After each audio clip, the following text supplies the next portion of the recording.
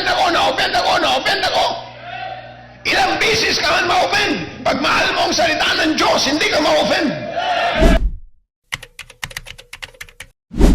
If you quit, the time that you quit, that you will spend quitting, will be a waste.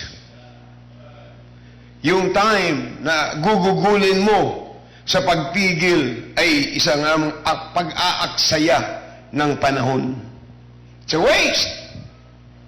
Kaya sabi ng Bible sa Ephesians 5:16 and 17, redeeming the time, because the days are evil. Wherefore, be ye not unwise, but understanding that what the will of the Lord is.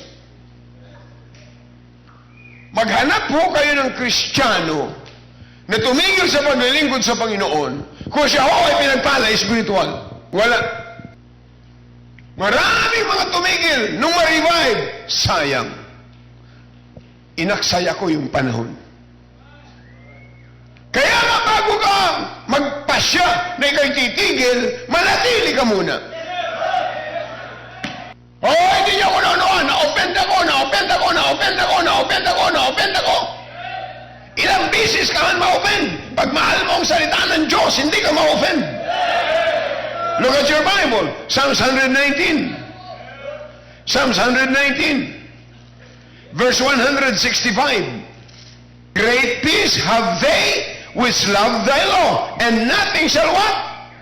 Offend them. Kanino ka na-offend? Maaari sa isang taon na-offend ka. Tanong, ikaw ba hindi naka-offend? Yung pagiging late mo ba hindi naka-offend? Yung unfaithfulness mo sa giving, hindi ba naka-offend yun? Naka-offend yun sa Panginoon. Pero yun ninyo, paano ka tinatsagaan ng Diyos? Paano tayo? Napakatsagaan ng Diyos. Kaya ako ipagawin na nalang, Panginoon, salamat sa pagtsatsagaan niyo sa aking buhay. Maraming pagtitingnan mo ang tao, maraming nakaka-offend.